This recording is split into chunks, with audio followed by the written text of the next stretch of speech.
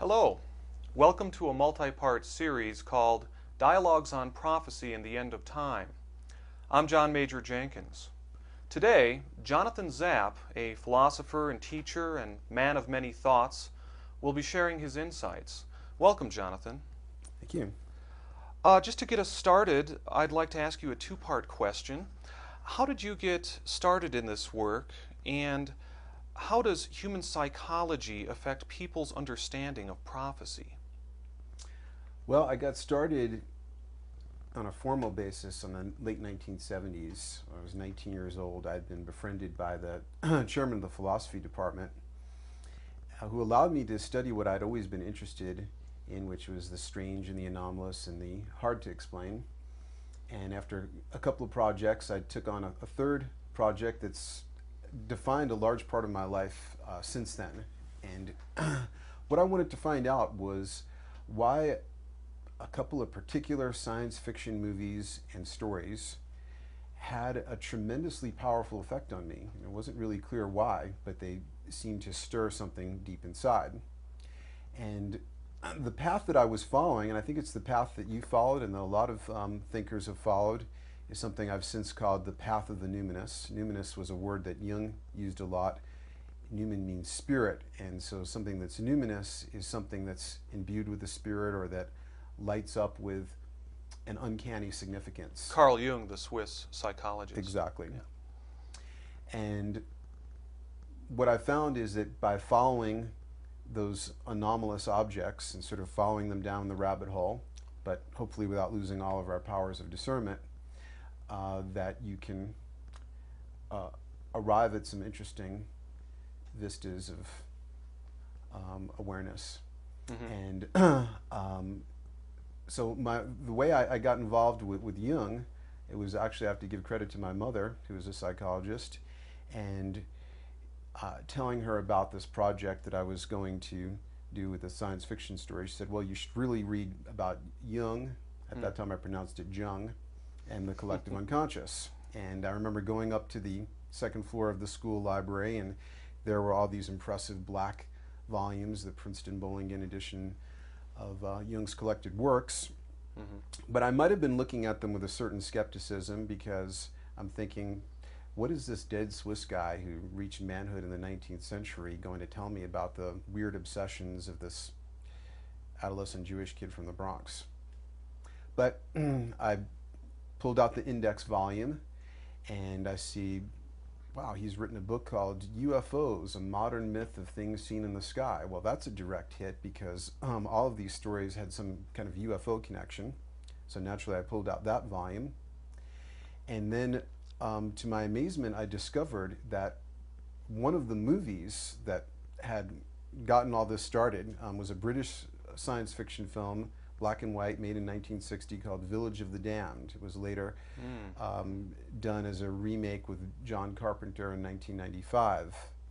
And that was the one where it was released just a few weeks before Christopher Reeve had his tragic accident. He was a star in that film, and there's kind of a strange connection there. And to my astonishment, I saw that Jung had done a huge study of a British science fiction novel called The Midwich Cuckoos by John Wyndham, which was the novel that the movie was based on. So it was almost as if he was standing over my shoulder and saying, like, yes, I was interested in that one too, and here's what I thought. So it was a series of synchronistic messages that really brought it home to you that this was an area where you were going to find some important information. And that's a sign when you're on the right track or on some kind of a track, is that it will tend to create synchronicities or serendipitous discoveries and that type of thing. But I'll get to the second part of your question about the psychology of prophecy and how people's psychology affects their sense of prophecy, because I think we should talk about the unreliability of this subject in some ways. I think that philosophers, psychologists, neurologists are all pretty much in agreement that all perception is a lot less reliable than we might want it to be. And if we consider even what we consider the most objective of perceptions, the fact that I'm looking at you right now and I feel I'm seeing a real person and so on. But what's really happening is I'm seeing ambient light bouncing off the topography of skin, hair, and clothing. Uh, that's being reflected and it's entering my eye through a simple convex lens, so it's appearing upside down on the back of my retina. Mm-hmm. And then neurological processing has got to turn that right side up and do various other things with it. And it takes a substantial fraction of a second for all that to happen. So basically what I'm actually seeing is a neurological reconstruction of a past event. And although this is happening internally, and all perception is internal, I believe that I am objectively witnessing something outside myself. And of course we know that we're subject to various optical illusions and that imperfections in our eyesight and in our visual processing can distort what we think we see. Now that's just when it comes to the five senses. Now when we start talking about prophecy and about things that have a highly emotional charge, now we become subject to what psychologists call projection. And with projection, perception becomes a whole lot more unreliable, and this confusion of inside and outside becomes heightened. So for example, a man is walking down the street and he sees a beautiful woman, and he immediately feels this surge of emotion and believes, she's my soulmate, I've known her from other lifetimes, I can feel it. Now, although I wouldn't rule out that could be the case in some rare case, but more likely it's a projection of what Jung called the anima, which in a man would be the feminine part of his being, which he might be very likely to project onto, say, a beautiful woman. And the hook for the projection might be nothing more than visual parameters of a certain body type and so forth. And he will be filled with a conviction that eternal recurrence, I've known her before, I was meant to be with her. And in a sense it's true, but we sort of have to interpret it several levels of metaphor to really get at the truth, which is that he may be seeing part of his own being, and therefore of course he will feel that this has always been my companion, I've known this from other lifetimes and so forth, because of this projection. Now when we start talking about prophecy, and particularly prophecies about the end of time, now we have something that also has a highly emotional charge, and where there tends to be, I believe, an intense confusion of inner and outer. And the emotionally charged inside event or constellation complex that will tend to get confused with what's attributed to a future outside event, the end of the world, is the intense anxiety that we feel about our personal deaths. Now there's a reason why personal death, individual death, and eschaton, or the end of time, would tend to get confused, because there's a certain parallelism going on between them, like a fractal where the small part recapitulates the whole. The life cycle of the individual in some ways recapitulates the life cycle of the species, because every species has a kind of start and an end. They believe that the average lifespan of a species is 100,000 years. And we also see, like in the famous biological maxim, ontogeny recapitulates phylogeny. We see in the development of a fetus that it'll kind of go through the life cycle of the development of life on the planet. It'll start as a kind of one-celled being, and then it turns into something that's more of an amphibian, and it'll go through these different forms.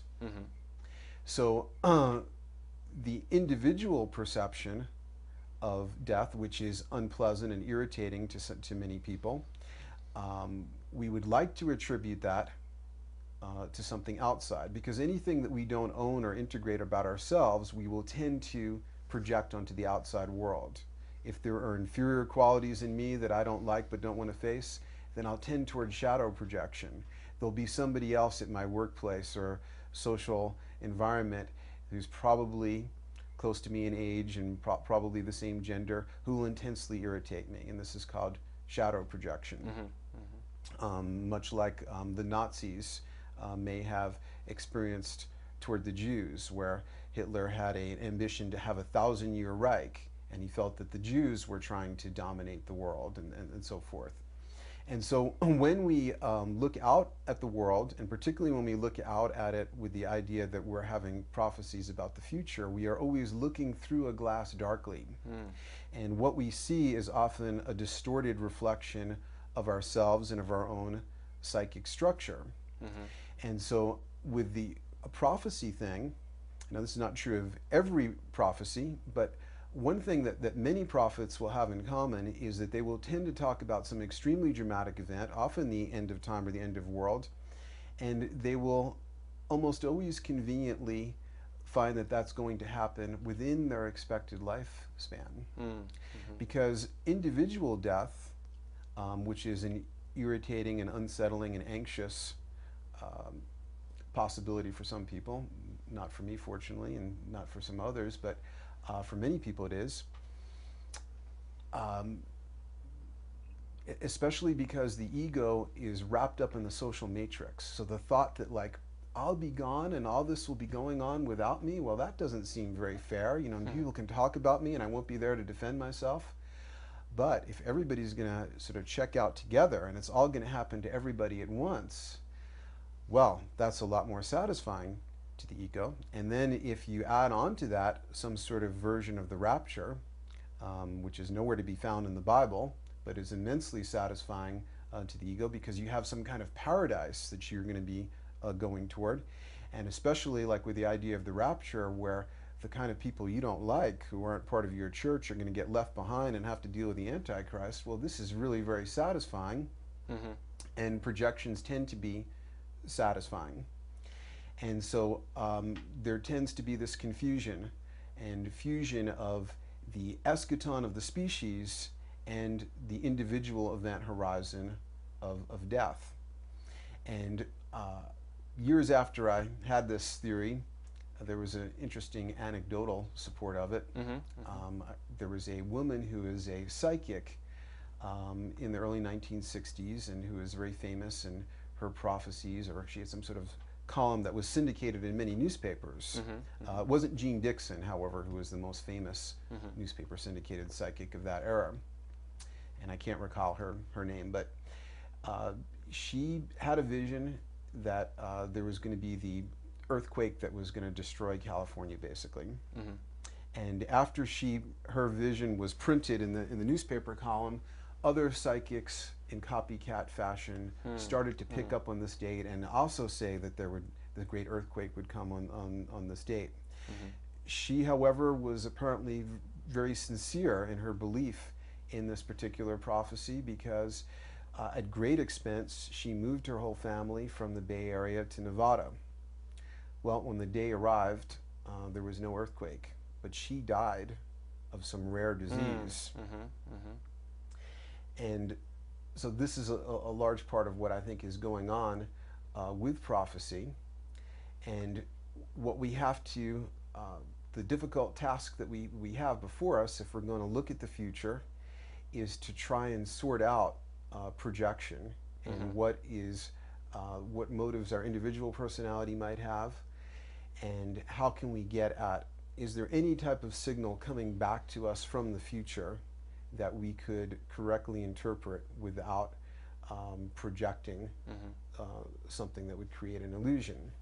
So in the case of this particular psychic, one would have to distinguish between the possibility that it was a self-fulfilling prophecy, like the day came along and her psyche had to create some situation in order to fulfill her philosophy or her prophecy, even if it was just on the personal level of the end of her own life. Or it's either that, or that she had some kind of authentic information from the future and was making an accurate prediction that she was going to die on that particular date. And right, and of course we can never really know. The third possibility would be the one most convenient for my theory. But the way of trying to figure out where the species is heading, that I employ.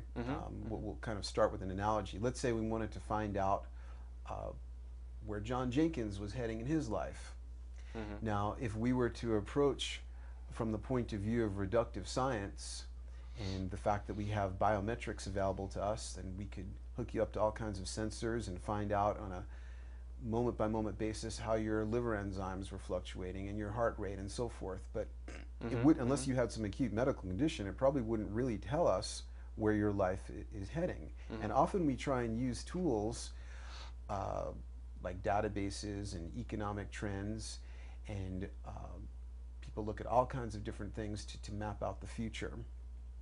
The source that I would want to use if I were trying to figure out where you were going if I could have only one source of information, might be your dreams, because the dreams may show an underlying mythology, an underlying kind of archetypal pattern that your life is trying to unfold. It's not going to tell me when things are going to happen, but it may show a deep pattern, a global pattern at work.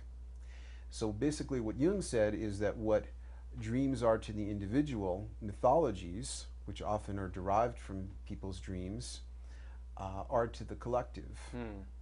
And mythologies are not things that are occurring only in the past, but are happening incredibly in our society, especially with all the media that we have available. But they're occurring in things like science fiction movies, and also in people's dreams, in ideas that religious cultists may have, and so forth. Didn't Carl Jung himself have a series of more or less prophetic dreams on the eve of World War I? He did, and you can see pictures of it in some of the illustrated books. He saw like a bloody cross in the sky. Also, before World War II, he was working as a psychoanalyst in the Weimar Republic, pre-war Germany, and he noticed that a lot of his educated, highly civilized German patients were dreaming about Wotan, a god of war. And he called this phenomenon Wotanism, and he was able to roughly predict that somebody like Hitler was going to emerge and be the focus of this warlike spirit that was going to come out. So by looking at the mythologies that are in the ascendant in a particular culture, and using the tools of dream interpretation, using the tools of metaphorical analysis, we may start to see a pattern. What's happening down there in the tectonic plates? What's really happening? What is the prime mover that other trends may be more superficial symptoms of, like economics and so forth, though some people will believe that economics or certain historical forces are the prime mover. But when we look out at the world today, and the deeply troubled world today, and we look out at things like environmental problems and political problems and economic problems, ultimately all of these problems have a single source, which is human psychology. And although the tendency of our time in the secular world is toward a kind of fundamentalist materialism that doesn't like, that sees what's happening in the psyche, even though it's using the human psyche to observe all these different things with an affectation of objectivity, it somehow doesn't take into account that what's going through my mind, even the most nebulous and vague fantasies, are factual occurrences. I might have some weird random daydream, but it's a fact that I had that specific daydream. I might have a particular dream that seems to have no connection with the waking world, but it's a fact that I had that particular dream. And these facts have a certain meaning. Now, you do personal dream work yourself, and you do dream analysis. What do you see in terms of trends in human psychology today, and how that might be revealing of the state of the world, and where that might be pointing to in the near future? Well, this is how I got into Jung. This relates to the science fiction stories that haunted me. What I was observing, though I didn't realize it at the time, was an emergent archetype. An archetype that seems to be about a kind of evolutionary event horizon that we are heading to as a species. And although I've pointed out the fallacy that involved in prophets wanting to see things happening in their lifetime, and I don't attach any time scales to any of these future events, we are a generation that has more credibility in thinking that some enormous change might be on the way, because without having to resort to any willing suspension of disbelief or any kind of fantastical projection, there are so many forces at work right now that are unprecedented, that could create a game over scenario, from biological weapons getting out of control, extreme climate change. And the acceleration and so of forth. change seems unprecedented right now. Right, exactly. And so the metabolism of the species is heating up. And it seems that we're getting more and more examples or permutations of this archetype. But getting back to some of the science fiction stories, and again, this is, you asked me about the themes that occur in dreams. What I've noticed, and I started studying the science fiction stories and then found that people's dreams often have parallel the same phenomenon. So for example, when I was a child, I happened to read Arthur C. Clarke's science fiction novel, the classic Childhood's End, which was written in 1953. When I read it, though, I was absolutely shocked, because what I thought were my most particular and unique fantasies, here they were written in this book, written 4 years before I was born. How was that possible? And what I discovered was that Jung's idea of the collective unconscious accounts for this. That my psyche is not, we have this presumption that we're sort of alone in our minds and that we're born as a blank slate, tabula rasa. But actually, our minds interpenetrate with a kind of collective mind. Could you sketch the outline of the story of Childhood's End? Okay, I'll actually start with a simpler version of this archetype that I've called the singularity archetype, that happen in the form of two dreams, and then we'll get to Childhood's End and see how they parallel. Now, what's also interesting is that when you have a real archetype, it's going to occur often in different cultures at different time periods, and obviously different individuals who may be very different. And basically the technique of Jungian psychology is we sort of leave out the idiosyncrasies of any particular version and see what is the pattern that unites all of the different examples. And so we kind of try and strip out some of the noise and get at the signal. So we're going to start with a couple of dreams that were recorded by one of Jung's most brilliant colleagues, a woman named Marie-Louise von Franz. And you can find these dreams described in the book that was meant to be an introduction to Jung's psychology, called Man and His Symbols. And we don't know much about the dreamer, except that von Franz said that she was a simple woman brought up in Protestant surroundings. And that's not much of a description, but it's enough to really contrast with Arthur C. Clarke, who is a non-religious astrophysicist and so forth. And in his case, working as an artist, which is another way to access the unconscious, and writing a science fiction novel. Anyway, in the first dream, which we're going to try and bring up here, the dreamer is standing with a spirit guide just above Jerusalem, and she sees the dark wing of Satan blocking out the sun. And this seems like a dark portent, like the coming of the Antichrist or Armageddon, apocalypse, and so forth. And now in the second dream, she's witnessing the same event, but instead of standing on the earth, her point of view is now up in the heavens. And what looked like the dark wing of Satan is now revealed to be the white wafting cloak of God, and who is trying, but maybe unsuccessfully, to reach Jesus standing on the right. And there is also a white spiral of light in the sky.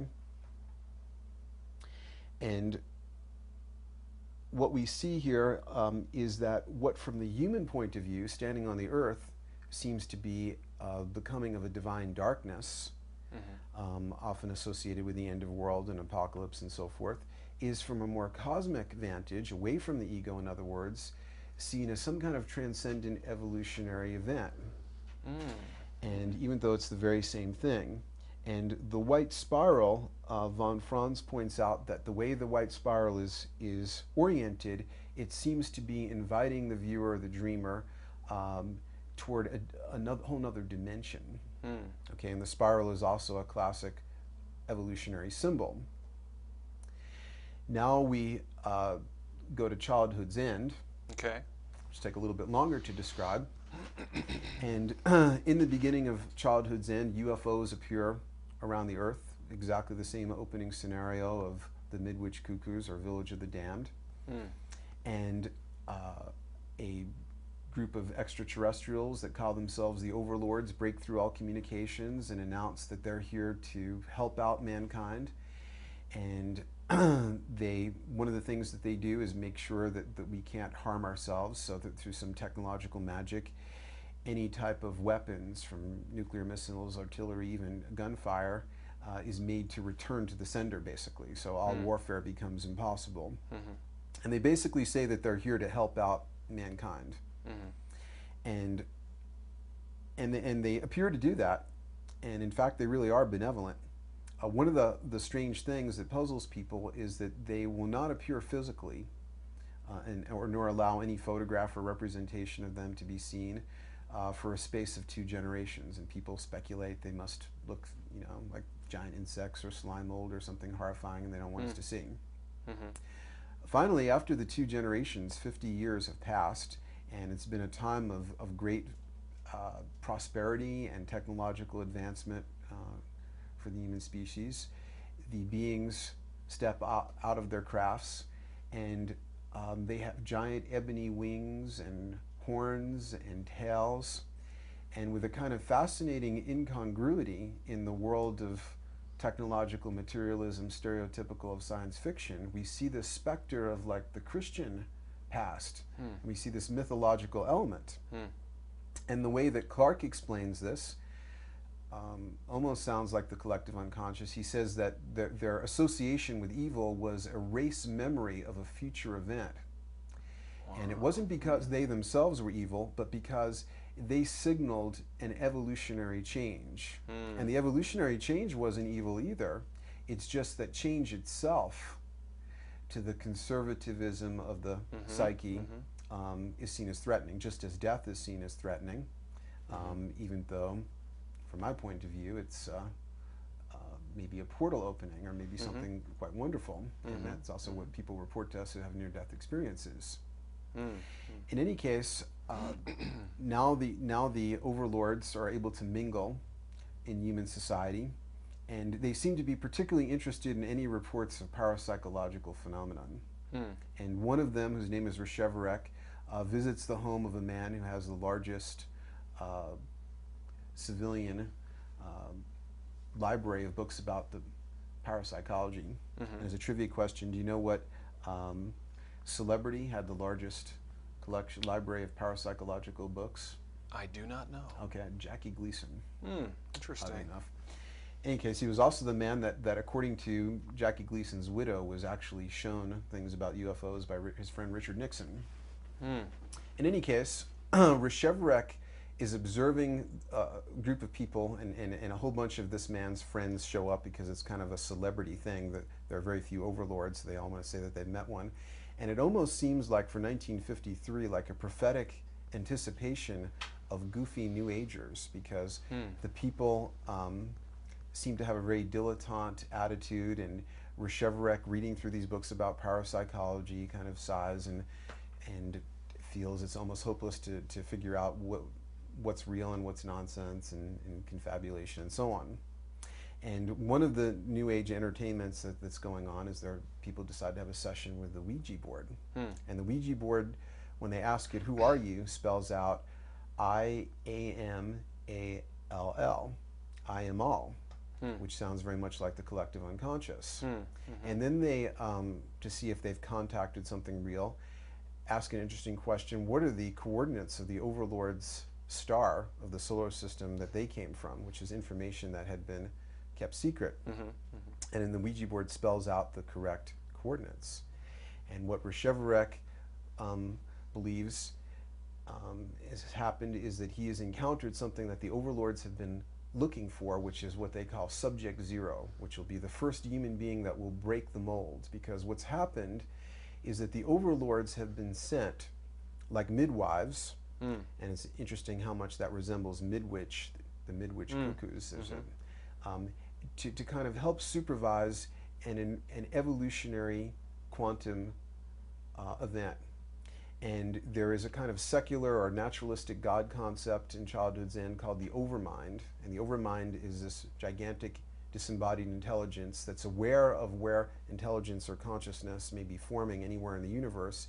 And it sends the overlords, this particular species, and their physiognomy and wings and tails and so forth was just that adaptation to the environmental conditions of their planet. They're actually quite benevolent.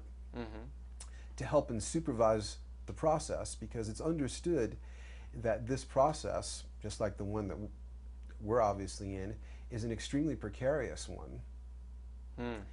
And what they look for is, and it's almost like a secular or a naturalistic version of a Messiah, subject zero, the first individual that will break the mold.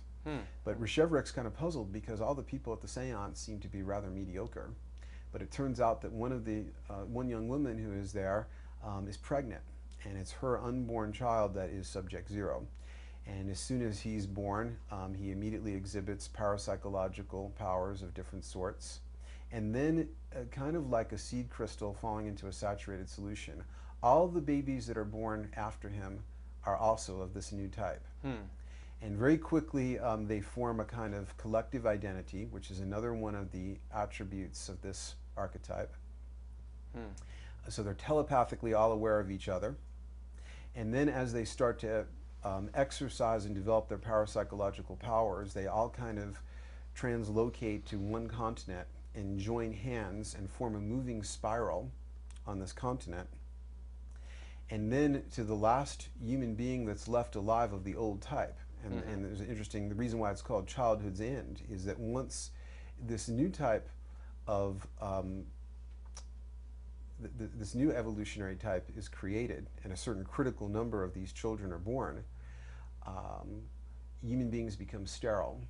And this is why the coming of the overlord, why their physiognomy was associated with evil, is because it meant the end of the old genome. And so from the point of view of the biological imperative of the old genome, this was evil, but seen from another point of view, it was a necessary transcendent evolutionary step. Interestingly enough, because later we're going to talk about 2012, I read in Time magazine a couple of years ago that sperm counts in men have been dropping amazingly, less than half of what they were in the 1930s. And according to a Swedish study, the average male will be sterile by 2012. Wow. And that's just more like a humorous coincidence as far as I can tell, but it's just interesting. Fascinating. Do you think that Arthur C. Clarke's Childhood's End prefigured his later work, 2001: Space Odyssey? Absolutely. And I think that was one of the great creative collaborations of our time, because I think 2001 has everything to say about these events. It's one of the great examples of this archetype. Collaborated with Stanley Kubrick. Right. Yeah. And so to the last human being of the old type left alive, who's able to witness the last evolutionary event that would even be perceivable by an ordinary human consciousness, he's witnessing the kind of energetic merger of these children that are now leaving their bodies with the overmind, and it looks to him like an aurora borealis, a white spiral of light in the sky. So here we have just two examples, and there are many, many of them. I'll just give a third really quick one to kind of finish up the examples. We see some of the exact specific elements. The dark wing of Satan descending, that from the human or ego-bound point of view seems to be evil. And then from the transcendent point of view, analogous to the second dream that we looked at, it's revealed as a divine event, and again with the white spiral of light in the sky. So here's a third example that a young man told me just 4 or 5 years ago. He's standing in the forest, and there's lightning, and then there seem to be earthquakes, and it feels like the whole earth is shaking apart, and sky gets dark, it feels like it's the end of the world, and then there's a kind of break in the dark clouds, and an eagle comes spiraling out of this break in the clouds, and in its talons is a golden egg with it surrounded by an aura of light, and the eagle comes spiraling down and then safely deposits the egg at the top of a tree. And so again and again, people, just in the last month, I've heard 2 or 3 dreams that again have some permutation of this basic pattern. So it really does seem that these dreams and this creative work that's coming from the collective unconscious is revealing messages about where human beings are going. Yeah, and the message is again a kind of rough template. And my feeling about the future is that it contains both determined and undetermined elements. The undetermined elements are what allow for free will, for example, in the evolution of consciousness, because consciousness and mind has no meaning if you have a completely determined universe, because then every thought that I'm thinking is just as determined as the movement of the planets in the solar system, and then consciousness really doesn't seem to have a meaning at that point. And so now when we talk about this end event or this eschaton event, we can see that there really is an analogy to the death of the individual, because our futures, presuming that we have free will, have determined and undetermined aspects. But one thing that is determined, but in some cases only roughly determined, is that inexorably each of us is hurtling toward an individual death. However, the dietary choices I make, the risks that I choose to take or not take, may influence that in some cases. In other cases, there could be a macro geological event like a volcanic eruption or something that takes out the whole community that I'm in, all in basically one moment, and it might be completely determined, in a sense, outside of my free will. And though from a more spiritual point of view, the choices that we make and the type of psyche that we develop may determine where we go from that event horizon. And so this pattern, this basic pattern that seems to be unfolding, is different than, say, a specific prophecy that says on such and such a date, you know, this will happen. And I believe that the specific prophecies are incredibly unhelpful to people because they diminish the quality of free will and the importance of what's happening in the person's individual psychology. They also can inject an image of a preconceived notion about what's going to happen in a very specific way. Right, and that causes people to have be a kind of passive consumer of prophecy. Of, well, I'm just going to wait for this countdown. Right. And of course, it binds them ever more into linear time, and this is something we'll talk about later with 2012. And from the point of view of the individual, the end of the world is guaranteed anyway, because we all are heading toward our individual event horizon. So whether I face that alone or whether I face that with everybody else, my job as an individual remains the same. And at least for me, that is to become more aware and to help other people, especially in increasing their awareness. And from the point of view of a shaman, for example, to the extent that the end of the world is about the end of time, they have already experientially been to a place where time does not exist. Right, and that's why when we have people running with 2012 and turning it into a kind of, and often New Age people, a tendency I've noticed in them is that they often are very naive about how much their thinking is actually conditioned by fundamentalist Christian parents or grandparents. And so ideas of denying the shadow and it's all good and everything is white light, you know, come directly from that tradition. And also the idea of an end of the world with a kind of rapture attached to it is also maybe a very modernized version of that Christian tendency to see things that way. A bias that time is linear and there's a definite endpoint, whereas all native cosmologies and many of the ancient philosophies see time as cyclical. Right, and so the idea is that this end of time thing, from the point of view of the ego, it sees like, well, that must mean when time runs out. Mm-hmm. But the idea that you're talking about, and that people in many different traditions, including some of the mystics from the Christian tradition, experience a transcendent event.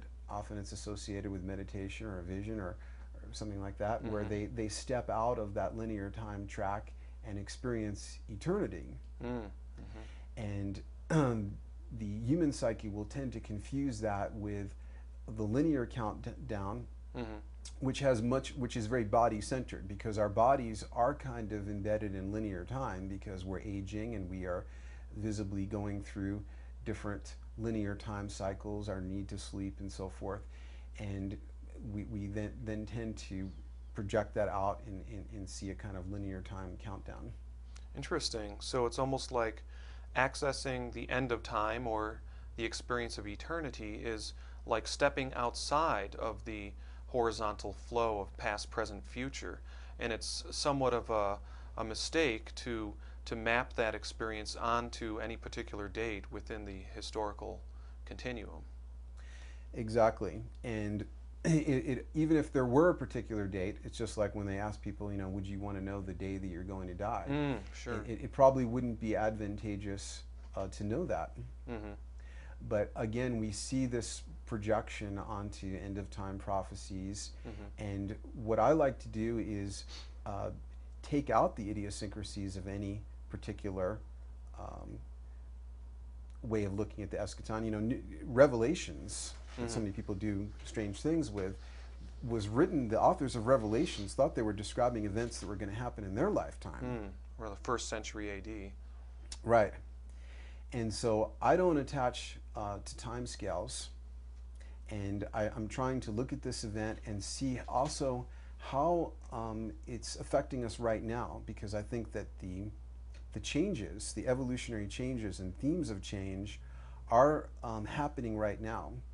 And that's something else that we can talk about, is what is happening as we're heading toward the event horizon, what may intensify as we get close to it, but also what are the present trends that are happening and that are talked about in some of the more developed versions of the singularity archetype that we see in certain great science fiction classics.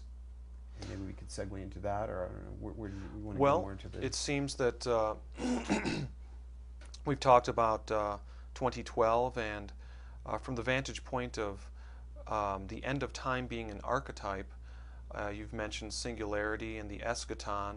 Eschaton is a term that was used by philosopher Henry Corbin, and Terence McKenna later used it in his own cosmology of time, which also uses the 2012 date. How do you approach the archetype of the end of time, and how do you explain that, and human beings' experience of that? Well, I think what's perceived as the end of time is where there's a rupture of plane, where our experience of reality, where we kind of look toward the future and see a place that we can't look beyond. And it's like Terence was fond of quoting J.B.S. Haldane, that reality was not only stranger than you think, it's stranger than you can think. And so when we look beyond a certain point, then we sort of reach a horizon line beyond which we can't see. And I can project what I might be like in my 70s or 80s, but it might be very hard for me to project what I'd be like after I died. And so when we look out at this event horizon, we may not be able to, we have trouble seeing beyond a certain point, because it just gets too weird or too strange unknowable. Or beyond. Perhaps the archetype is about the unknowable, and perhaps that is precisely what stimulates human beings to evolve. Right, and if we consider the range of evolution that's already occurred on this planet, so that we're not reaching in any fantastical way towards something that's improbable, and we look at the difference in between a one-celled life form and the present human being. Mm-hmm. Now that's what's already occurred, but Mm-hmm. there seems to be something about what's occurring where there's actually more of a geometric progression. Mm-hmm. So the next step could be something even greater than that. Well, what would be the vision of a one-celled life form of a full-scale human being? Mm-hmm. Now, one possibility that would make it very hard for us to see beyond that point, it's something that's included in a lot of the different versions, like Childhood's End Mm-hmm. and the Midwich Cuckoos or Village of the Damned, is something that I call homogestalt. Mm. And this was a term that was coined by the science fiction writer Theodore Sturgeon, who wrote in the 1950s a science fiction novel called More Than Human, where there's a group of sort of odd human individuals that are kind of like mutants, and they each have each of them has an intense talent, but also intense liabilities, and they kind of come together, find each other, and form a kind of group organism with a telepathic bond, and that they're able to kind of almost like each of them an organ of a body, work together as a whole, and he called that whole homogestalt. Mm-hmm. And we see that in the Midwich Cuckoos or Village of the Damned, where these new children that are born as a result of a UFO occurrence have a telepathic bond. We see it with the children in Childhood's End, and we see it in many of the different examples, especially in the Dune books. There are many different versions of homogestalt. And this seems to describe an evolutionary theme that's already in operation, because what it seems is that the more normative case is a kind of group telepathy. When we look at flocks of birds and schools of fish, a group telepathic mind does not seem to be a fantastical futuristic thing. In fact, we find in tribal cultures, or certainly there are reports about Australian Aborigines, that they seem to have far more of this group telepathy effect. But it seemed to serve a great evolutionary purpose to cut off that function for a while. And with the creation of the ego, what we got was a kind of encapsulation of consciousness. And by encapsulating consciousness and putting up stronger boundaries and firewalls between the individual and a kind of group mind, what we got was the advancement of a great evolutionary variable that our colleague Terence called novelty. And by novelty, he meant the creation of new forms, but also density of interconnectedness. I guess we better define this term. So, for example, the most novel and densely interconnected artifact that we know of would be, say, the internet. And interestingly enough, the creator of the internet is the most densely interconnected organic object that we know of, which is the human brain. Okay, so somehow biological evolution and human technological evolution seem to closely parallel each other, and that's something else that turns up in the material surrounding this archetype. So with the encapsulation of consciousness, there is a much greater possibility of an individual differentiation and novelty. The physical metaphor that I use is sort of putting an irritant inside of an oyster, a living oyster, and then it starts to accrete all these beautiful opalescent layers around it, and you start to get this pearl, and the pearl is a representation of the individual consciousness. Now, that creation of individuality, because of the sort of Taoist alchemical aspect of things, that dark and light come together. You don't get a big top without a big bottom, as one person said. As we sort of things intensify, then the outer edge of darkness and the outer edge of light both intensify with it. And this seems to be even, well, maybe that's too much of a tangent for right now, but we'll come back to that maybe. But so anyway, with the growth of the individual consciousness, a lot of it is richly pathological. Like James Hillman says, the soul pathologizes. So even though many of the things that the ego creates are very toxic and pathological, it has served a great evolutionary purpose, but has also kind of led us into a blind alley, a kind of evolutionary cul-de-sac, because with the encapsulation of consciousness comes a diminishment of any type of feeling or awareness of the living matrix that surrounds us. And this is what seems to characterize the modern man with his cruelty and bureaucratic indifference to what's going on, is that there's this separation from the living matrix that surrounds surrounds because him. there's differences perceived between us and them, because the entire culture is imbued with this bias of individualism, and that as a result of that, cruelties and so forth can be justified. Right. What happens is you can think of it as sort of how you locate the Godhead, and this is particularly strong in the West. So, for Mm-hmm. example, from the Eastern point of view, like the salutation Namaste, where Mm-hmm. you're sort of greeting the divinity in the other person, but it's also in yourself, and it's pantheistically in everything. Mm-hmm. But then you get all the way in the other, you get a distorted version of that in, say, for example, the Puritan minister Jonathan Edwards, and he would give these incredible sermons. I don't know if you've ever read one of them, but he would say things like, "To God you are nothing but the most loathsome of spiders, and he barely can stand to even hold on to you over the fiery pits of hell," and and so forth. Where and Jung wrote about this in a book called Aeon, that Mm-hmm. in the Christian tradition, when it broke from Gnosticism, it developed this imbalanced idea that God was the sunum bonum, and it also did Mm-hmm. this to Christ, and it kind of whitewashed his whole background. The highest good. Right, and that evil, even though this seems rather improbable, is only located in man, his Mm-hmm. creation, even though we're made in the image of God, and therefore this sort of schizoid split occurs where the Godhead is exclusively located out into God the Father Mm-hmm. or something, and now you're this wretched sinner.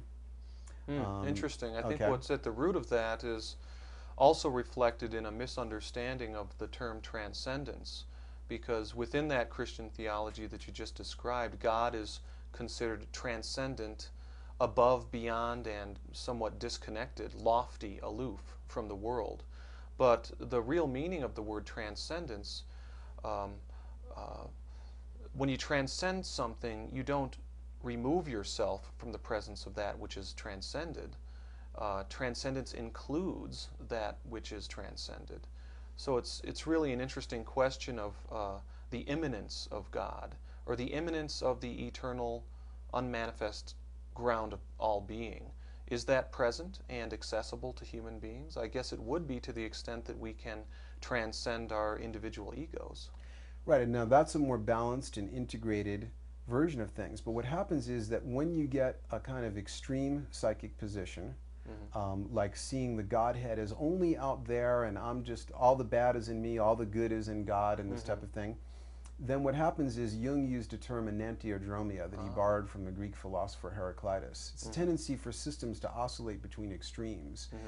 Like if you have an anima projection on someone and you idealize them and see them as wonderful and this angelic person, then when you find out who the actual person is, then you'll tend toward the equal and opposite disillusionment, and love may turn to hate and this type of thing, because one imbalance, like a pendulum that's swings all the way to one side, it's going to tend to swing all the way to the other side.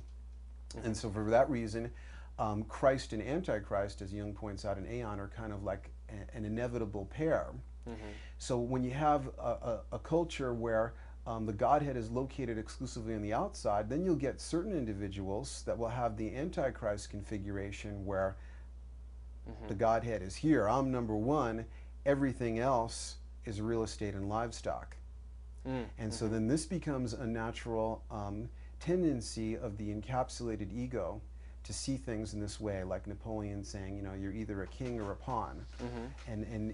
And another example of this type of problem of the encapsulated ego losing sight of the living matrix that, Mm-hmm. that it's in was in a Graham Greene novel called The Third Man. It was made into a wonderful film noir in the 1940s called with the same title, The Third Man, starring Joseph Cotten and Orson Welles. Mm-hmm. And in the novel, it's set just after the end of World War II, and while France was still occupied by the Allied powers and hadn't been Mm-hmm. turned over yet. Mm-hmm. There's a man played by Orson Welles who was the childhood friend of the Joseph Cotten character. I don't remember their original Mm-hmm. character names, Mm-hmm. so I'll just refer to them as the actors for now. Mm-hmm. And who was the most charismatic person. He was the most charming, a great Gatsby-like figure. Mm-hmm.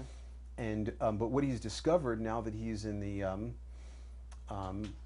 was it the OSO or whatever, the precursor to the CIA, military intelligence or whatever, Yeah. that this wonderful friend of his had been selling diluted penicillin on the black market, and all these French children who had taken it had died. And he just can't believe that just like the shock we feel about the Western ego, that we can get such a charming and charismatic person, but that they can do such horrible things. And he just can't believe that his friend was capable of this. And finally, they have a dramatic confrontation in the denouement of the film and the novel, and they're on the top of the Eiffel Tower. And his friend is as charming as ever and doesn't try and deny what he's done at all, and just tells him that they look out at the people that look like little dots on the street, and he says, "Well, come on, old sport. You mean to tell me if I were to offer you 10 million francs, if one of those little dots down there were to stop moving, that you'd really turn me down?" Well, this is the view of some of the politicians that are living right now. Is to them, the people down there are just these little dots, and those are the people. You know, the other life forms. This is real estate and livestock. You know, this is something that they have this tremendous feeling of separation from. Just like we see mythologically in a modern version of it, the Darth Vader character of the Star Wars film, that he kind of insulates himself from the rest of the world in his breath mask, or we even see in the second film some kind of like little thermos-like container that he keeps himself in to separate himself from the organic matrix that surrounds him. And so this was the point of all this, is that with our present powers of technology, the novelty enhancing aspect of the encapsulated ego has now taken us into a terminal blind alley, where if we continue to have the territorial aggression and the unfeelingness toward the matrix that surrounds us, with our present level of technology, we're pretty much doomed. And so what we seem to be seeing, both technologically and in people's dreams and in anomalous occurrences, is that we are getting to the point where the oysters may have to break open and the pearls may have to lie together again, and where they may need to be, this is the Homo Gestalt idea, a kind of unprecedented interfacing of individual consciousness and the group mind. And however, from the ego point of view, this is seen as catastrophic, because it's assumed that individual consciousness is lost. And often in a lot of Eastern versions of transcendent events, individual consciousness is just sort of composted back into some homogeneous mass.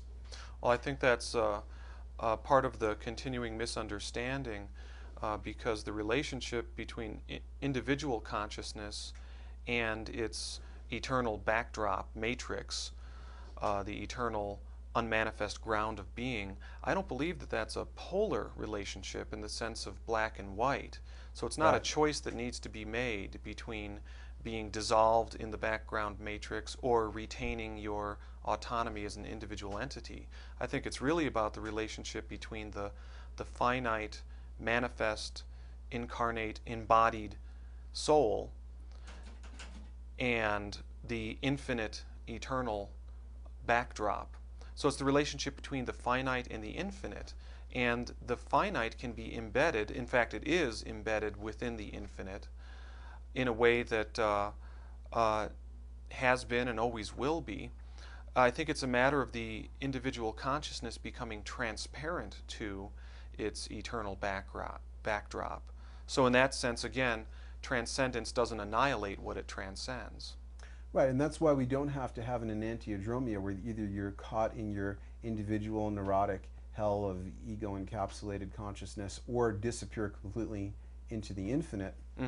But we can have a kind of interfacing of individual and collective consciousness. Now, for example, this happens in the Dune books, where there's this super highly conscious sisterhood called the Bene Gesserit, and an advanced initiate takes a powerful psychotropic called the Water of Life, and if she survives ingesting this highly poisonous substance, which many don't, then she retains her individual consciousness, but now has an awareness of all the other Reverend Mothers who have also successfully partaken of this substance. Mm-hmm. And now there's this interfacing of the individual consciousness and the group consciousness.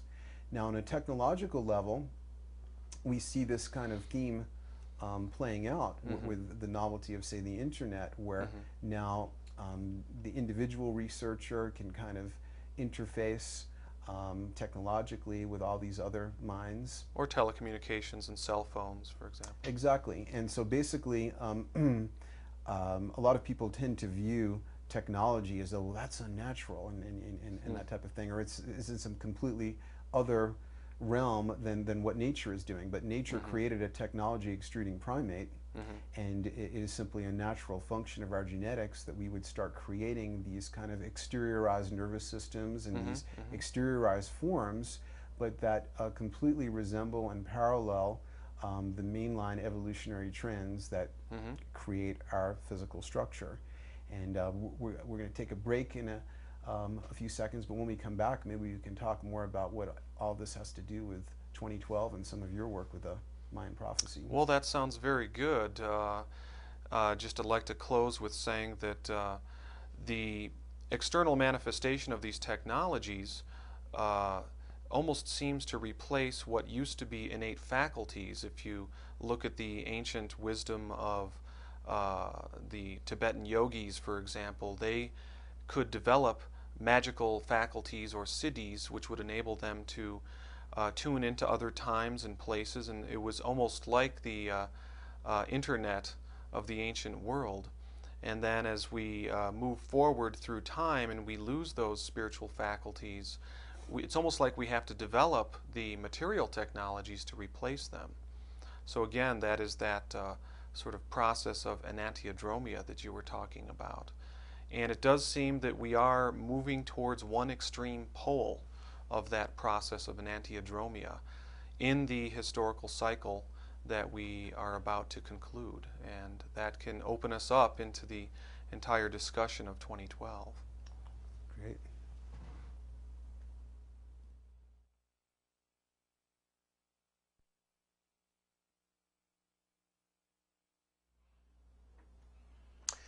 Okay, we're back, and see, we've changed seats. We were last talking about technology and the idea that technology has in many ways been an antagonist to human consciousness, like you were pointing out with the cities, that as we tended to rely on technology, that we would tend to lose a corresponding psychic function. And it's interesting that the Greek philosophers had almost the same negative things that people often say about television and computers. When the technology of writing was created, they said that basically people would lose their memories, which to a large extent they did, because when they had an oral tradition, they had much better memories. And so I guess we've seen technology be an adversary to consciousness, but I think in other ways it's also a catalyst, and especially recently with the development of a more visual modality, and also with a kind of etherealization of technology itself that's going on right now. I think we're seeing a cycle shift in evolution that is also paralleled by a shift in technology itself. But I'm interested to hear how the Maya, that lived with such a different level of technology, is there anything about the great cycles of time that they mapped out that would in any way account for or locate this astounding technological age that we live in right now? Yeah, sure. The Maya calendar provides a great deal of insight into these cyclic processes. I think basically the general insight in the whole discussion about the relationship between technology or materialism and spiritual vision or spirituality is that all cycles that human beings experience, from very small cycles like the day cycle, for example, to the lunar cycle where you have the waxing phase and the waning phase, to the year cycle where we move from polar extremes of winter to summer, to even these larger, more vast periods of time. Basically, there's two phases to any cycle of time. There's the ascending phase and the descending phase. If we use the analogy, the metaphor of the day, from midnight, the point of maximum darkness, we start to ascend towards increasing light. And that basically runs from midnight to high noon. And then we turn the corner, and from high noon we descend into increasing darkness until we hit midnight again. This is an insight into the nature of cyclic time. And the Maya calendar encodes information about this vast period of time that human beings experience on Earth. It's called the precession of the equinoxes. This is a 26,000 year period caused by the fact that the Earth wobbles on its axis. And so it has the effect of changing our angular orientation to the larger sky, the larger galactic picture. It basically has the effect that it's called precession because it has the effect that the sun will shift backwards around the ecliptic, and it takes 26,000 years for one complete circuit of the sun around the ecliptic to occur. Now, this 26,000 year period is recognized in ancient traditions. Astrology has something to say about it. Western astrology recognizes that the 26,000 year period can be divided into 12 chapters or ages, and they're called zodiacal ages. We are currently ending a zodiacal age, the age of Pisces, and we're approaching the age of Aquarius. So in traditional astrology, these transition points between the ages are considered critical. The entire 26,000 year period isn't necessarily divided into ascending and descending phases in Western astrology. We have to look deeper into the mythic past and the Egyptian antecedents of these ideas, going all the way back to ancient Hinduism and especially in ancient India, in the Vedic chronology, the world ages. It's called the Yuga periods, the period of the Yugas. In these ancient books of the Vedic cosmologists, for example, the Laws of Manu, provides great insight into the precessional cycle, the great 26,000 year period. And indeed, we do find that there is this ascending phase and a descending phase. So this relates to what we were talking about earlier, about the relationship between a type of spiritual consciousness on the planet and a more material, outer-directed consciousness that results in technological developments. So what's interesting to talk about is kind of this historical process. We can look at how a lot of times historians identify the dawn of history as a time roughly 6,000 years ago, which was really just the advent of this new style of culture characterized by hierarchies of dominance and patriarchal structures, roughly 6,000 years ago. Preceding that, you had this background matrix of mother goddess worshipping cultures. They're referred to as the Magdalenian culture, and it was characterized by a very, very different style, what social historian Rianne Eisler refers to as the partnership mode. Now, the partnership mode used to be just called prehistory. Now it's being recognized as a valid substrate of the historical era that we identify more with the advent of dominator mode, a dominator mode that sets up hierarchies of dominance. The interesting thing then to look at here is that the earlier phase was characterized by this partnership mode, and this partnership mode required a different type of consciousness, a type of consciousness that was more integrative, more able to integrate itself into other systems, into other aspects of the environment. I think of this, anyway, as a higher type of consciousness, a consciousness that is more multidimensional, more fluid, more adaptable to the many systems that it does perceive itself as being connected to. So partnership is about connection. Um, as we've come down closer to the current times, there has been this advent of this dominator mode, which doesn't require the same kind of multidimensional consciousness as the earlier substrate does. In fact, it requires sort of a limited self-identity, a limited self-identification, and a class hierarchy and a structuring of, it results in the haves and the have-nots and so on.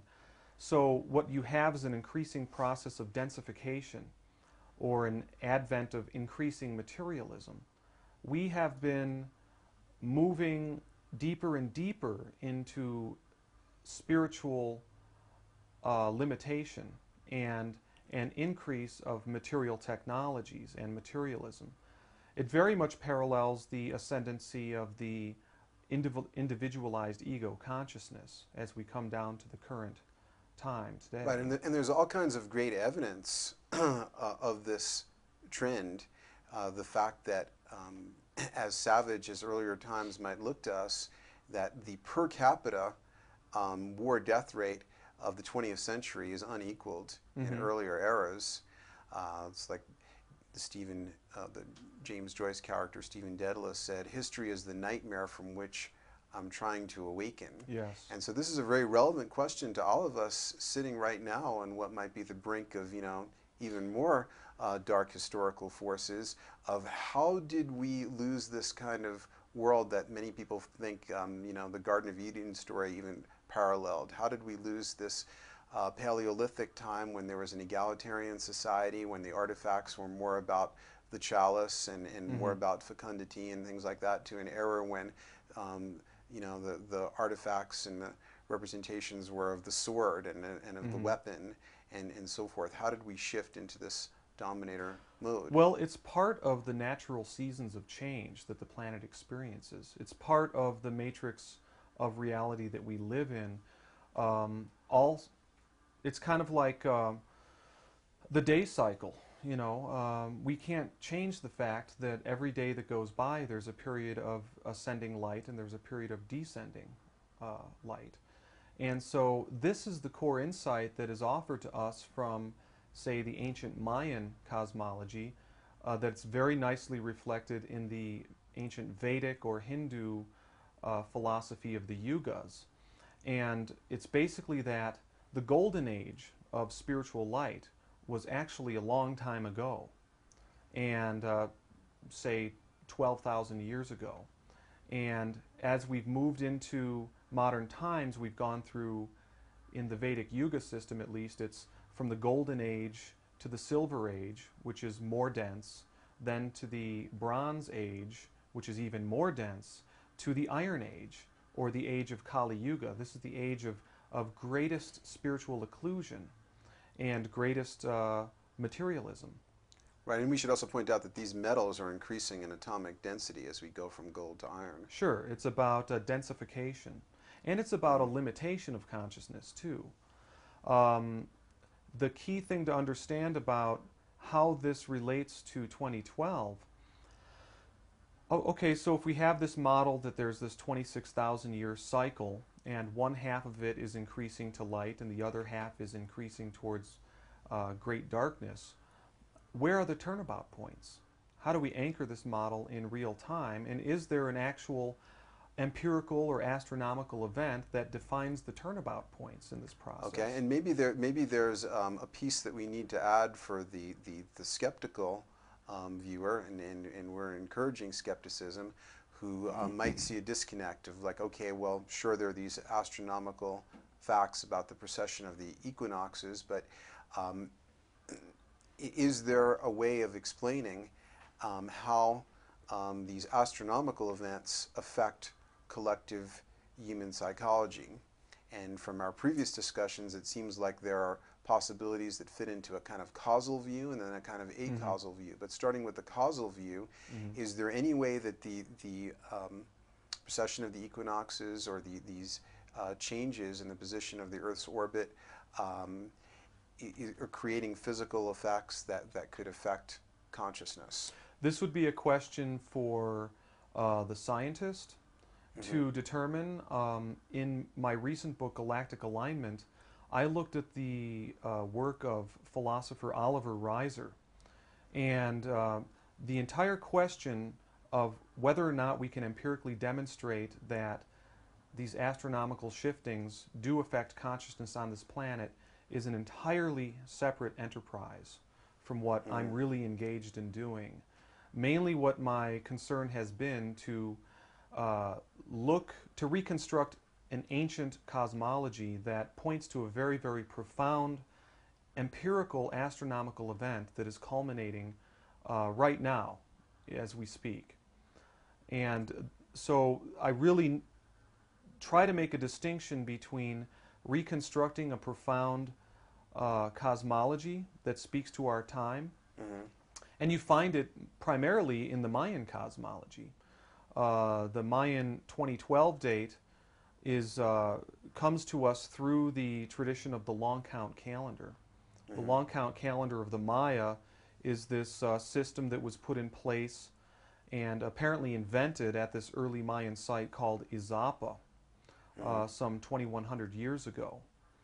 And from the vantage point of reconstructing this ancient Mayan cosmology and trying to determine why the ancient Maya chose the year that we call 2012 to end this vast period of time in their long count calendar, the answer is that in the years around 2012, there's a very, very rare astronomical alignment.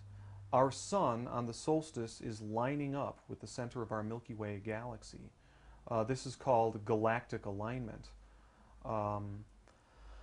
They anchored their entire cosmological orientation and their world age doctrine and their creation mythology is anchored to an idea that galactic alignments are the turnabout points in the great cycle of precession. They determine the end of the phase of increasing darkness and the beginning of the phase of increasing light.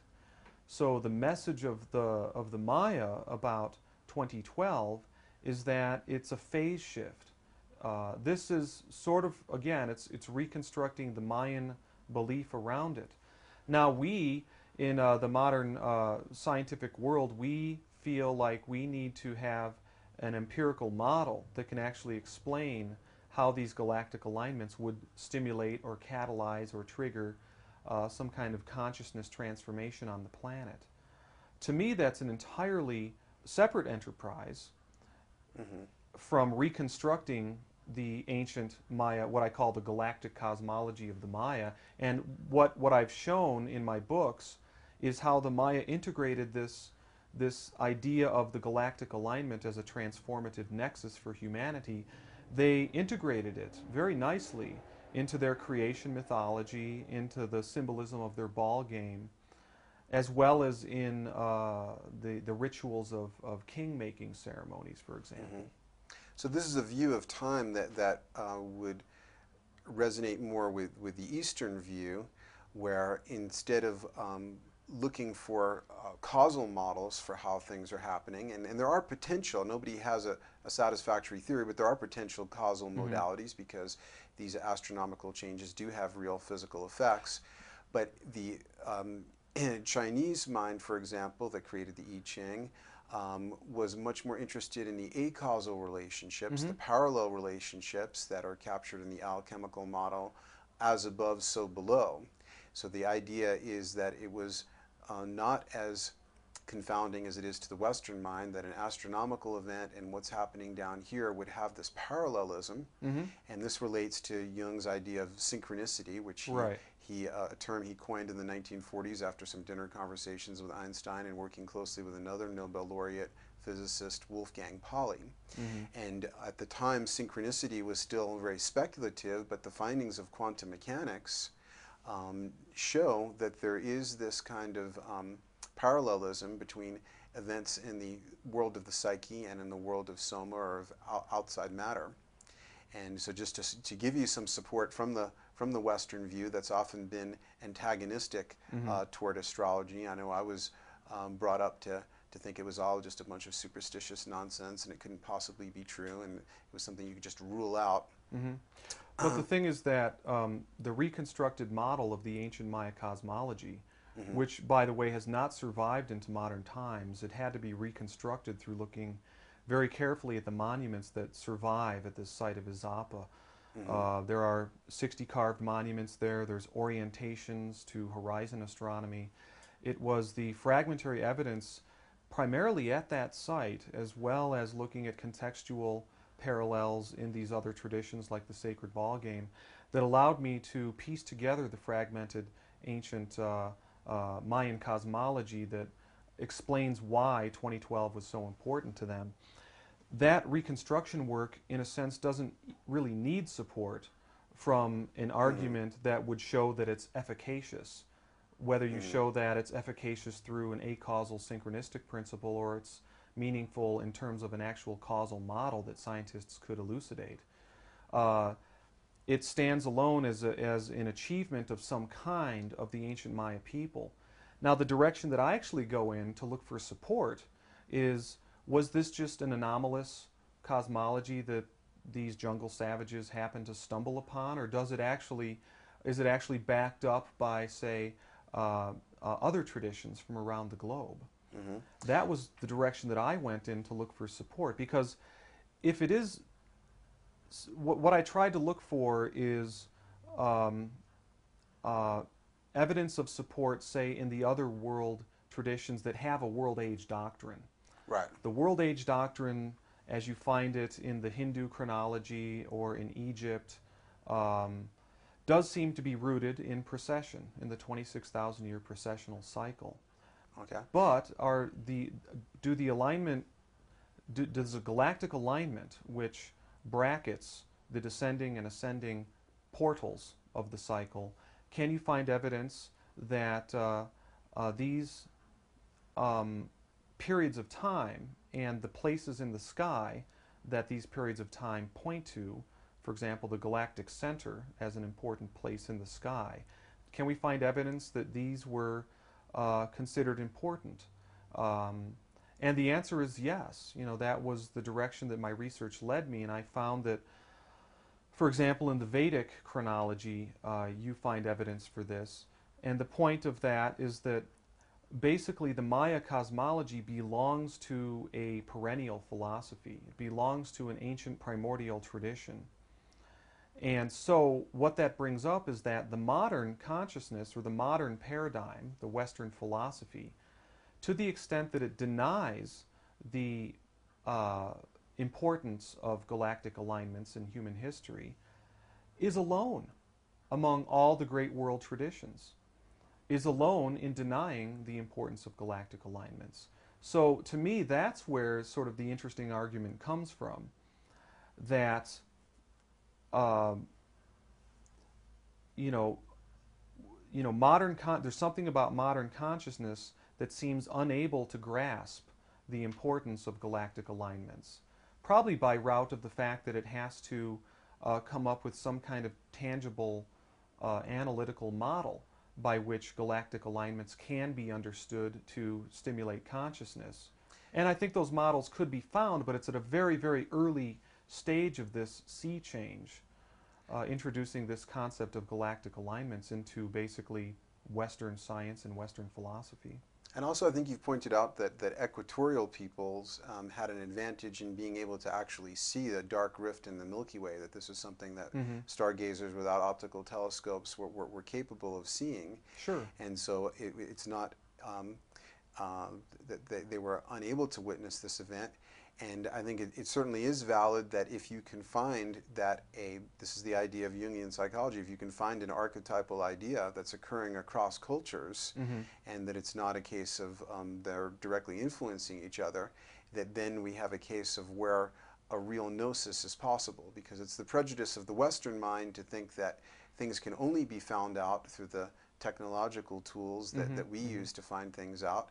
But another way of finding things out, because since like a fractal, a small part recapitulates the whole, there seems to be a holographic structure to reality. Somebody just contemplating the structure of their own body Hmm. because our body is made up of the same subatomic particles that the whole universe is. It's an engine made by the universe that actually flies and works. Hmm. And so therefore an inner contemplative, by looking within, might discover through a kind of gnosis many of the most penetrating patterns that underlie our reality. And if people from different traditions were able to come up with the same pattern, Hmm. then this is something we should pay attention to.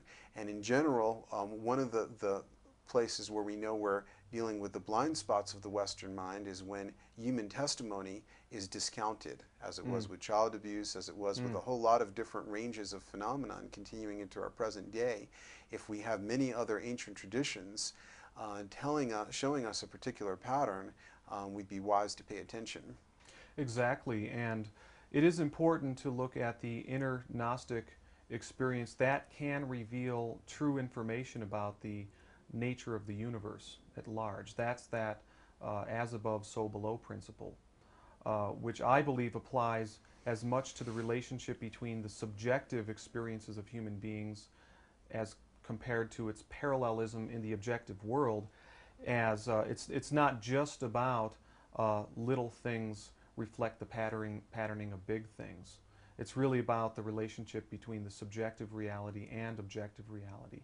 So that is important, but in the case of arguing for the importance of the galactic center in ancient cosmologies, uh, that is something that a lot of the astronomers I've talked to criticize, because they believe their bias is that only with the advent of radio telescopes in the 1920s were we able to identify where the galactic center is. Okay, that's the main argument against my theory that uh, for the Maya, 2012 is basically about a rare alignment to the galactic center. So then all the questions come up about, well, how did they know about the galactic center? Well, let's just look at the star lore of ancient tribes in Central Africa. Let's look at how the Maori or the Australian Aborigines think about that part of the Milky Way that contains the galactic center. Let's look at the Inca material on the attribution of the dark cloud constellations that are near the galactic center. Let's look at the Mayan information on the dark rift, for example, that you mentioned. The dark rift is one of the dark cloud, they call them constellations, but it's actually caused by interstellar dust that we see along the bright band of the Milky Way. A lot of it's concentrated in that area of the Milky Way that is called the nuclear bulge. This is the wider part of the Milky Way, which can be noticed with the naked eye observation alone, and there are many more bright stars there. There's also the dark rift feature running through that area, with the Maya called the Xibalba Bay, or the road to the underworld. It's the cleft in the sky, the door in the sky. It's related to a whole complex of mythic prototypes or mythic symbols that relate to a cosmic portal, and its primary manifestation is in understanding how it relates to the Milky Way as the great goddess or the great mother, and then the dark rift would be her birth canal. So it's evidence that the Maya perceived the galactic center region as a source, a birthplace, and a center. And again, we see this reflected in the Inca material, in the Maori tribes, and the Australian Aborigines. So the evidence that comes from the star lore of these tribes, some of which is hundreds and hundreds of years old, seems to argue that human beings with naked eye observation alone could understand the galactic center as a source and center. And certainly that does reflect its true nature. And one of the interesting things that Western science has contributed to this is that there is a black hole, apparently, at the center of our galaxy, as there is of many galaxies. And given that several different cultures called that center a womb or the source, that seems like an interesting correspondence to the idea that there's this black hole, which would seem to be have many relationships to this whole theme of the place where a densification trend would kind of bottom out because, after all, in a black hole, matter is irrealized. And although it's the densest of substances, Mm-hmm. all other forms are apparently erased. Though apparently just in the last few days I've heard that Stephen Hawking now says that information could somehow survive crossing that event horizon. Mm. But it seems like there may be many points of connection with the black hole at the center of the galaxy and the kind of archetypal Sure. connection of meaning that they had with the center. And what's fascinating about that, another thing that I explored in an appendix to my book, Maya Cosmogenesis 2012, the appendix is titled The Black Hole in Maya Creation Texts. Mayan epigraphers, hieroglyphic experts, they've deciphered a great deal of information around these creation texts. They are hieroglyphic texts that are found carved in stone, and they are describing events relating to the creation of the world and the subsequent recreations of the world. Remember, in the Maya creation mythology, there's a series of world ages. In fact, there's a series of 5 world ages. Each one lasts about 5,125 years. That is a significant period of 13 Baktuns within the Mayan long count calendar. And the 2012 date is the ending of one of these 13 Baktun periods. Well, in the world age creation mythology, there are a total of 5. So 5 of these total one complete 26,000 year precessional period. Now the texts, the black hole in Maya creation text that we find, basically they decipher the hieroglyphs, and there's one significant hieroglyph that translates into English as black hole. And it might have reference to the dark rift in the Milky Way, which I previously mentioned was mythologized as a cosmic birth canal or portal in the sky. But it actually might have reference to a deeper mystery around the actual singularity of the black hole. And in these texts, creation happens at the black hole. So that's an interesting facet of all this. Now, to the extent that creation also happens in 2012, to the extent that the world, a new world age dawns, there's a new world age beginning. There's a recreation of the world, or a renewal of the world.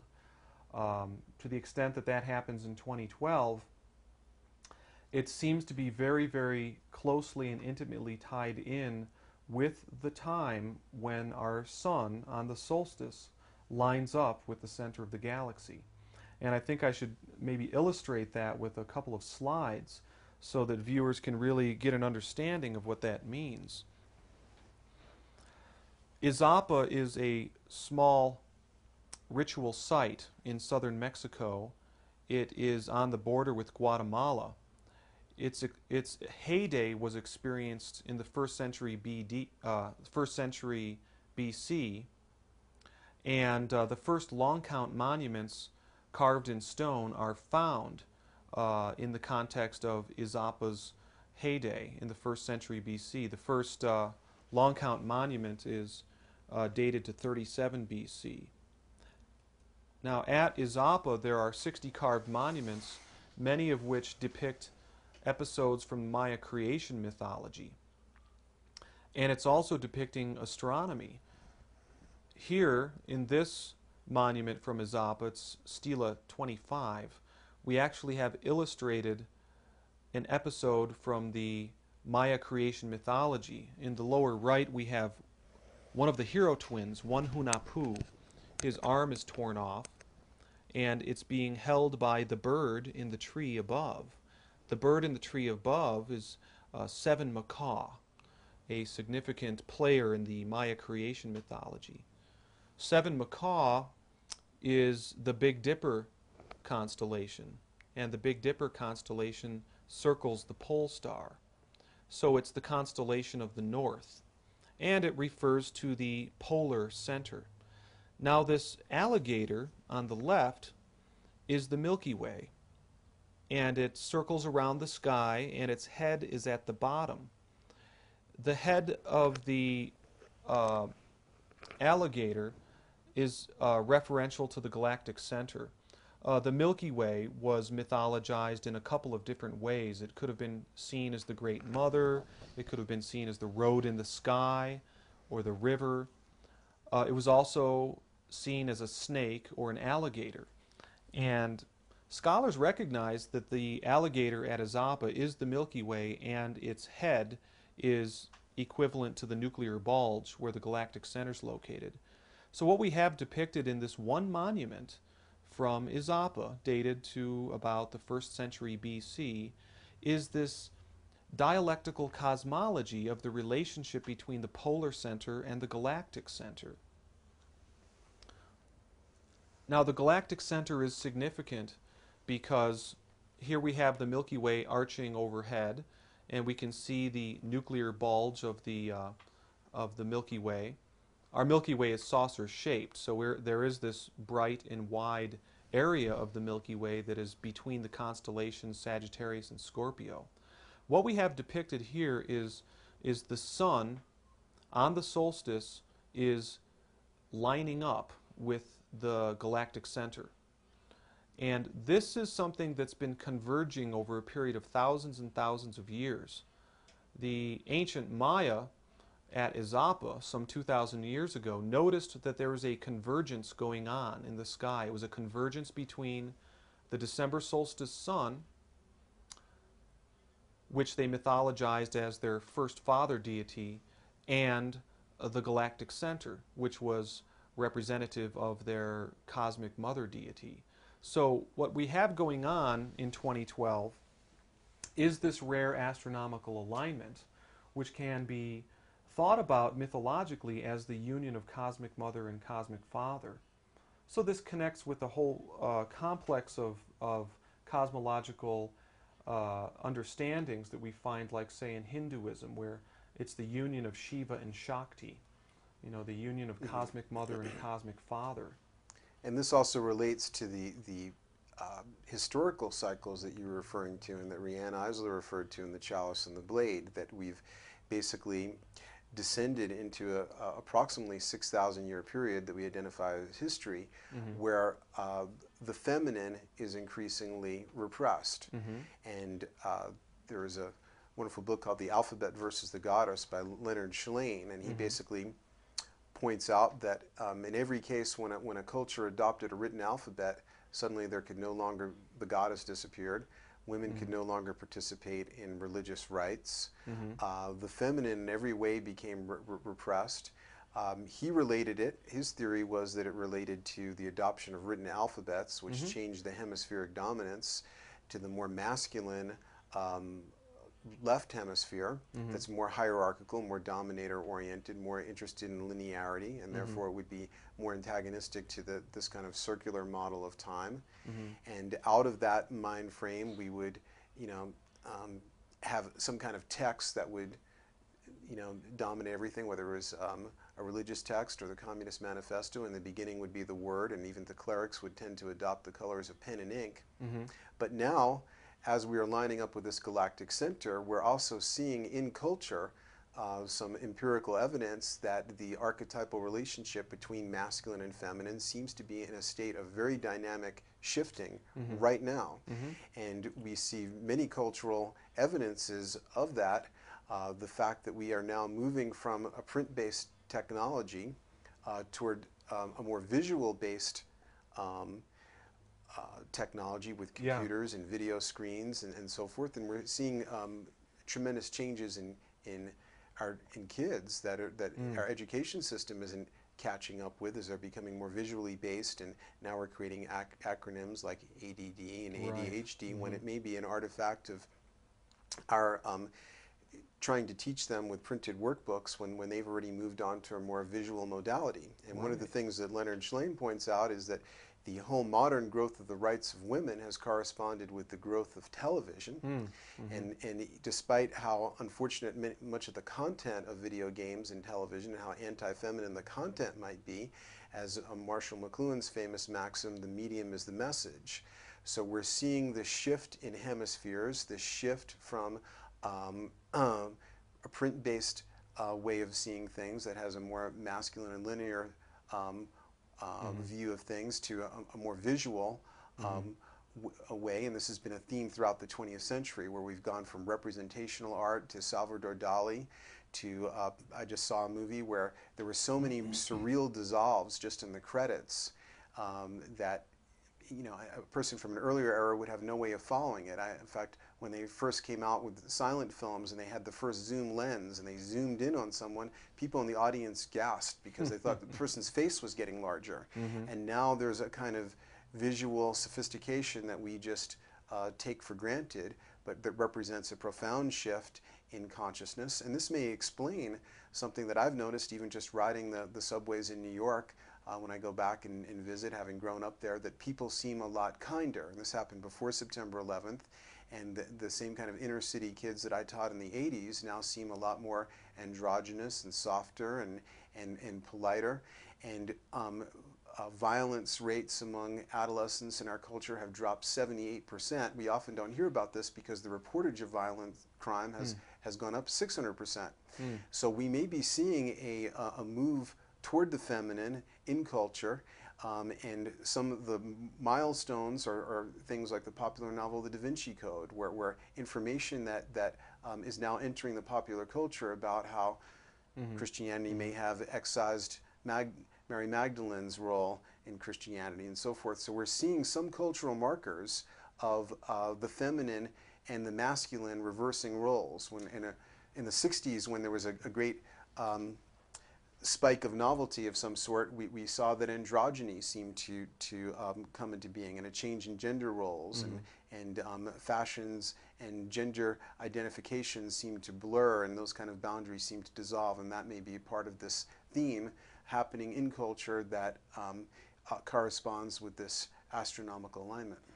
Yes, but I think the real way to understand it is not one of the pendulum swinging, the ever-swinging pendulum between polar opposites, like between masculine and feminine. I think the way to understand it is, in the words of social historian Rianne Eisler, she degenderized the entire discussion by saying it's not matriarchy versus patriarchy. It's really a partnership mode of being compared with a dominator mode of being.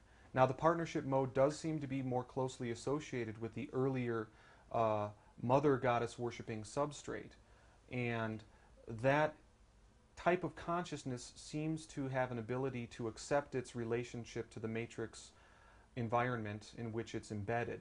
Now, we might see that manifesting in a positive way in the sense that the guy or the person on the subway is just nicer to people. He's more accepting of how he, as an individual autonomous being, is embedded in and related to the larger matrix of reality of his environment.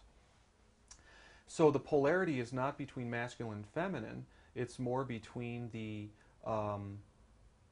individualized style of culture, which we might say is the dominator style. It celebrates individualism and so on. The relationship between that and the more mother goddess worshipping style, which is the matrix. It's the background matrix. Okay. So it's really the relationship between the unmanifest, divine, eternal, universal backdrop of being, the essence, and the mortal, incarnate, manifest being as it exists in the field of time.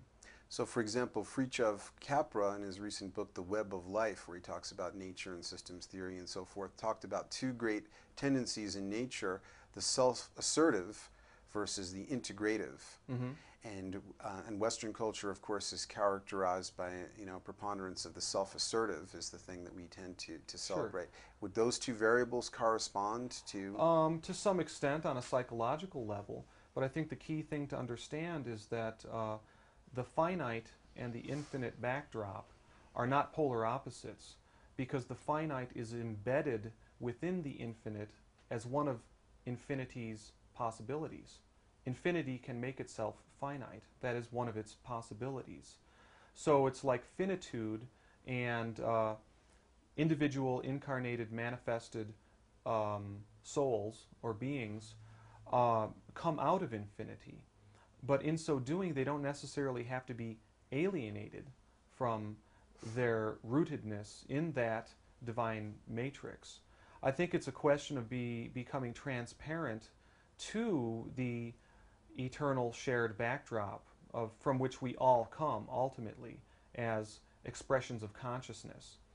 And in doing so, we can sort of open up a conduit into the cosmic center and source, you might say, and see in each other reflections of our own true selves. I think this is the basis of the beginning of a new style of culture that would be more partnership-oriented, but it's interesting how it all does tie back into the galactic alignment, because the galactic alignment, remember, is about this connection between our local sun and the great cosmic center of the galactic center, which could be seen as the more pervasive backdrop.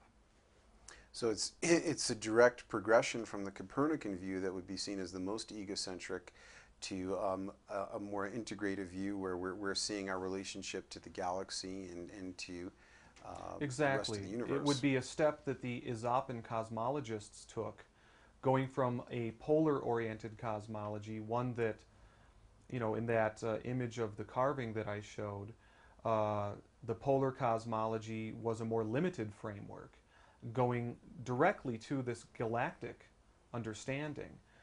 But what I'd sort of like to bring it back to as well is the importance of an acausal domain to this entire discussion, which I think you can continue to elucidate even more. It has to do with the misunderstanding that what I've shown in terms of reconstructing ancient Mayan cosmology demonstrates that the 2012 date is anchored to this astronomical alignment. Okay, so then the next thought is that this alignment causes human transformation. I don't think that has to be what it's about. I think that all true change comes from the spiritual domain. What the alignment, the empirically observable alignment in the sky can be is an outer symbol, an expression in the physical domain of something that's basically going on at the same time in tandem on a spiritual level. So there's this spiritual revolution that's taking place. There's, you might say, a spiritual realignment to our inner cosmic source and center. Its outward symbol can be the galactic center, but what it's really about is we're coming back into alignment with our eternal, universal, unmanifest backdrop. Now, the thing about that is that we can resist that, and that can give rise to all kinds of problems. Or we can allow it to be, and in so doing, we can embrace our deep interconnectedness, recognizing that all human beings do indeed spring from the same source. So this will relate, for example, to the Homo Gestalt archetype, where we see egocentrism having kind of bottomed out, that now there starts to be a much interfacing between individual consciousness with the novelty conserving reality that the individual consciousness is retained, but now it becomes far more aware of all the other psyches and consciousnesses that are out there. And like you said earlier, cultures as a whole go through their own life process too. So in the same way that each manifest ego will die, the life wave of culture as well, does not last forever. You know, so it ultimately comes to how does a culture relate to its eternal source. And I think that sort of one of the free will things about this is that we can be torn apart and dissolved back into the background matrix in a way that's not really going to preserve consciousness. Or we can take the next evolutionary step and allow our mortal manifest egos to become transparent so that we can, even in retaining our individual finite selves, perceive, it would be a higher consciousness perception, but we would perceive our eternal background at the same time. So again, it's about the relationship between the finite and the infinite. And what's interesting about the Mayan calendar and the prophetic aspect of it is that it seems to leave a lot of room for indeterminacy, because although they ended at this particular date, they supply no content about what's supposed to happen. And that seems to create more room for indeterminacy.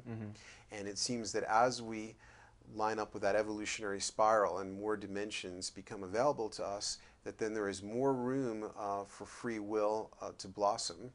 And it's sort of as an analogy, if you're driving on the highway, you have a very limited amount of free will. You can like go forwards or backwards, or you can change lanes and that type of thing. But the gravity and then the mechanical rules of the car limit your free will. And if the car stools, then your free will becomes even more limited. If you were then to go into a helicopter, you would now have somewhat greater range. You'd still be bound by gravity, but you could travel into more dimensions and of space and that type of thing. And it seems that even with the densification that was represented by technology, that we have now created more room for free will. So we see a way in which technology seems to be paralleling this trend. The inventor of the helicopter, Arthur Bell, came to a similar conclusion about free will as I've come to, that it's there, but it's a more fragile and temporally vulnerable phenomenon than we might think.